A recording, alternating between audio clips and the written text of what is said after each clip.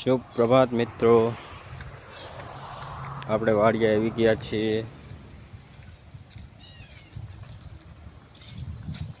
ચાલો જોવી માનું કેટલી વાર છે માનું બાને નિહાવાની। અમારી નાની માનું તો ઊભી છે, ભૂખી થઈ લાગે છે।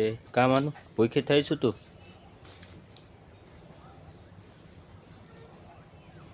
માનું ને હજુ મિત્રો વિહાવાની વાર લાગે છે।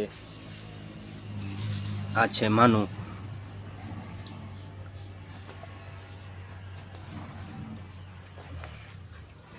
કેવી લાગે મિત્રો આ ગાય? આ ગેરું છે, ગેરું।